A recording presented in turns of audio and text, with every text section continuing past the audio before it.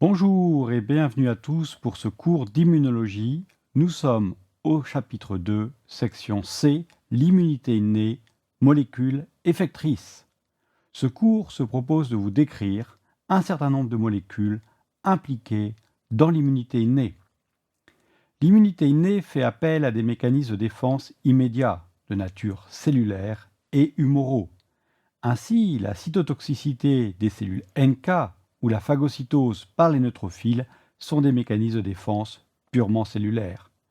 À cela s'ajoute la production de molécules ou de facteurs humoraux, ayant des activités effectrices contre les pathogènes, le sujet de ce cours. La séparation entre mécanismes cellulaires et humoraux est quelque peu illusoire, car les facteurs sécrétés sont bien produits par des cellules. Notre cours décrira successivement les peptides antimicrobiens, les protéines de la phase aiguë, la cascade du complément et les interférons de type 1. Ce schéma illustre les mécanismes de défense au niveau de la peau, avec les cellules épithéliales, des cellules leucocytes en résidence dans les tissus et d'autres leucocytes susceptibles d'être recrutés au cours de l'inflammation. À cela, il faut ajouter des molécules qui contribuent à l'immunité innée.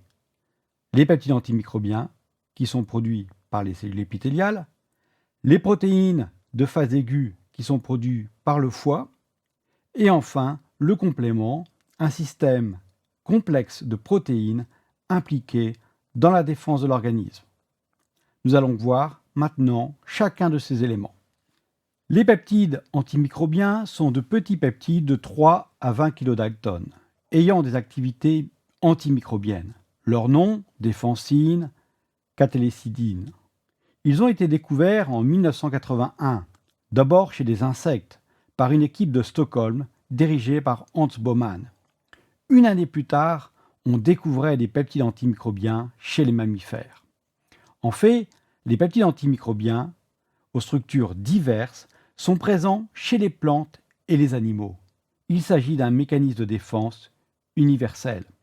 Ces peptides antimicrobiens sont généralement cationiques, c'est-à-dire chargés positivement, et parfois amphipathiques, c'est-à-dire qu'ils possèdent un domaine hydrophobe et un domaine hydrophile, ce qui leur confère la capacité de perturber les membranes. Comme la paroi des bactéries est chargée négativement, les peptides antimicrobiens se fixent spécifiquement sur les microbes. Les membranes des cellules d'eucaryotes, de l'hôte, sont moins chargées négativement et possèdent du cholestérol qui les protège de l'action de ces peptides. Ainsi, les peptides antimicrobiens sont spécifiques des agents infectieux. Ces peptides ciblent parfois des protéines bactériennes spécifiques. Bien souvent, leur mode d'action est non spécifique, un peu à la manière des propriétés antiseptiques du savon. Ils produisent ainsi des pores à la surface des membranes des bactéries. Ils ont généralement un large spectre d'action sur une classe de microbes. Chez les mammifères, on trouve des peptides antimicrobiens au niveau des épithéliats, comme la peau, les yeux, l'intestin, où ils établissent un contrôle du monde extérieur. On peut penser que la diversité des peptides antimicrobiens façonne l'environnement microbien immédiat de l'hôte, favorisant les espèces positives pour cet hôte. Ils sont aussi présents dans les granules des neutrophiles. Les protéines de phase aiguë sont des protéines plasmatiques présentes dans le sang en permanence, dont la concentration augmente lors d'une infection. Elles sont sécrétées dans la circulation par le foie. Les protéines de phase aiguë comprennent la mannose binding protein, la CRP pour C-reactive protein, des facteurs du complément, les protéines liant le lipopolysaccharide, comme la LPS binding protein, et des inhibiteurs de réactifs oxygénés. Vous avez ici la mannose binding protein, qui, comme son nom l'indique, se fixe sur les mannoses. La plupart des surfaces de l'hôte sont couverts de carbohydrates qui contiennent des acides sialiques. Par contre, de nombreux pathogènes possèdent des carbohydrates avec des galactoses et des mannoses. Ainsi, la mannose binding lectine se fixera plutôt à la surface des pathogènes et activera, nous le verrons bientôt, le complément. La C-réactive protéine, la CRP, est une protéine qui se fixe aussi sur les microbes et favorise l'opsonisation. Ainsi, il s'agit d'une opsonine. La CRP est aussi une molécule qui est induite en très forte quantité au cours d'une infection systémique. Ainsi, bien souvent à l'hôpital, on va mesurer le niveau de CRP pour déterminer ou non si vous êtes infecté. J'en profite pour souligner que le sang contient un grand nombre de molécules antimicrobiennes. Ainsi, 10% du plasma sont des inhibiteurs de protéases, du type alpha-2 macroglobuline ou serpine, dont le rôle est de bloquer les protéases microbiennes. En effet, un très grand nombre de pathogènes produisent des protéases pour dégrader les tissus afin de pénétrer leur hôte ou en extraire des nutriments. L'hôte se défend en produisant des inhibiteurs de protéases. Le système du complément fut découvert par le Belge Jules Bordet à la fin du XIXe siècle, comme une composante du plasma sanguin sensible à la chaleur et qui stimule l'opsonisation et la destruction des bactéries par les anticorps, c'est-à-dire qu'il complémente l'activité antibactérienne des anticorps, d'où son nom de complément. Généralement, ce sont les protéines qui sont sensibles à la chaleur, et en effet, le complément est composé d'un groupe d'environ 30 protéines présents dans le sang sous leur forme active avec une nomenclature complexe, C1, C2, C3 jusqu'à C9, le facteur B, le facteur D. Il s'agit souvent de protéases acérines qui sont activées par clivage et qui clivent d'autres facteurs. Ainsi, le facteur C3 peut se transformer en C3A et C3B après le clivage. Le complément est activé après reconnaissance de pathogènes et met en jeu des cascades protéolytiques complexes. Il s'agit d'une partie intégrante du système immunitaire inné, bien qu'il entretient des liens étroits avec l'immunité adaptative. En effet, nous verrons qu'une des voies du complément est activée par les anticorps et que les molécules du complément vont influencer la réponse immunitaire innée et adaptative. Il existe 3 voies d'activation du complément. La voie classique, où le complément est activé par un anticorps, un IgG ou un IgM. La voie des lectines, où le complément est activé par la mannose binding lectine que nous venons de décrire, qui se fixe sur des carbohydrates à la surface des microbes. Et la voie alterne, dans laquelle le complément est activé par absence de molécules du soi. Ces 3 voies vont activer des cascades de sérine protéases très complexes que je ne vous demande pas de connaître, mais ayant des activités similaires. Ils aboutissent tous à la formation de la C3 convertase, qui, comme son nom l'indique, est capable de transformer les facteurs C3 en C3A et C3B. Et un peu plus loin, en C5 convertase, qui est capable de transformer les facteurs C5 en C5A et C5B. Les facteurs C5A et C3A sont appelés anaphylatoxines. Ce sont en fait des chémokines qui vont influencer l'inflammation. En immunologie, on donne le nom d'anaphylatoxine aux facteurs du complément C3A et C5A jouant un rôle d'activation de l'inflammation. Le facteur C3B, nous verrons, est une opsonine qui fonctionne comme un signal « mange-moi, je suis dangereux », stimulant la phagocytose. Enfin, le facteur C5B, qui peut initier à la surface d'un pathogène la formation d'un complexe protéique formant des pores, le complexe d'attaque membranaire ou MAC, membrane attaque complexe. Nous allons maintenant détailler ces différentes étapes. Nous focaliserons d'abord notre attention sur les étapes précoces d'activation du complément. Il existe 3 voies d'activation du complément. Dans la voie classique, au centre, le complément est activé par un anticorps, généralement un IgM ou un IgG. Le pathogène est d'abord reconnu par le système adaptatif humoral. Les anticorps se fixent dessus. Ces anticorps vont recruter le facteur C1 qui va cliver les facteurs C4 et C2. Les fragments C4 et C2A vont se fixer à la surface du microbe et former ce qu'on appelle la C3 convertase. La C3 convertase clive le facteur C3 en C3A et C3B. Le facteur C3A diffuse et joue le rôle d'anaphylatoxine, d'activateur de l'inflammation. Le facteur C3B, au contraire, se fixe sur le microbe, avec C4B et C2B pour former la C5 convertase. Nous avons aussi la voie des lectines, qui, comme son nom l'indique, est activée par la fixation d'une lectine, la mannose binding lectin, sur des carbohydrates présents à la surface des microbes.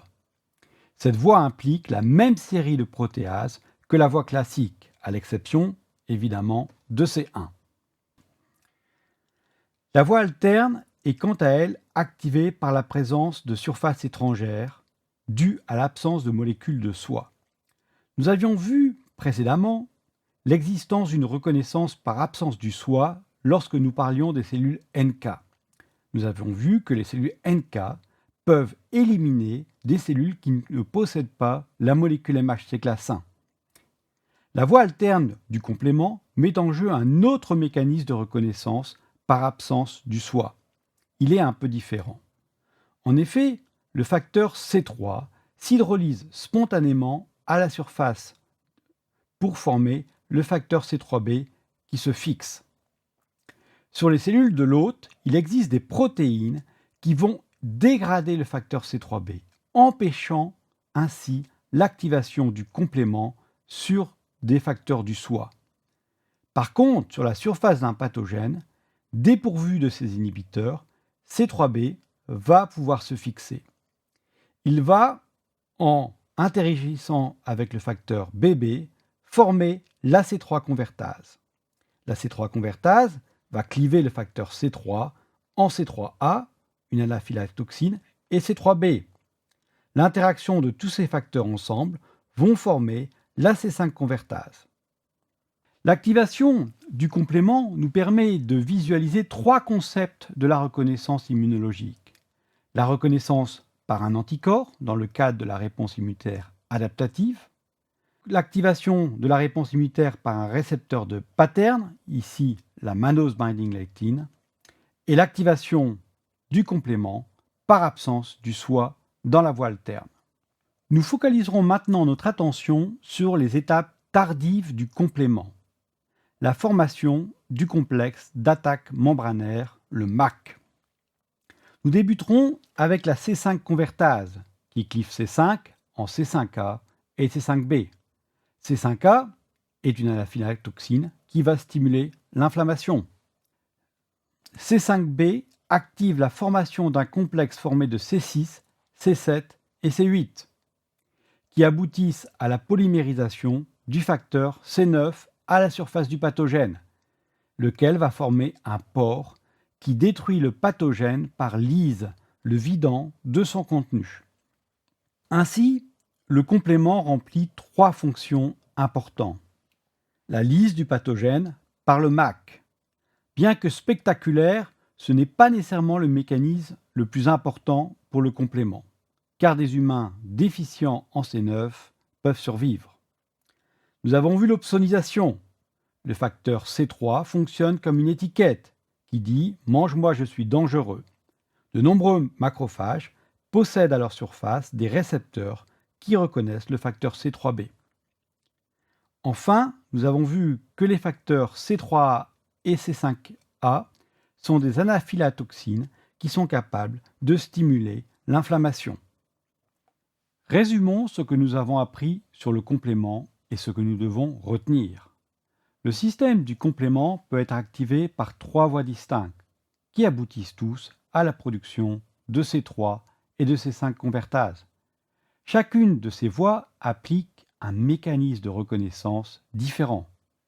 Reconnaissance par absence du soie avec le facteur C3b, reconnaissance par anticorps qui implique le facteur C1, reconnaissance par un récepteur de pattern la mannose binding lectin ou MBL.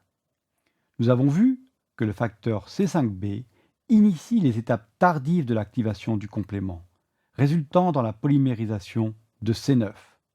C9 et les autres protéines forment ce qu'on appelle le complexe d'attaque membranaire, nommé ainsi pour sa capacité de créer des pores dans la membrane plasmique des microbes.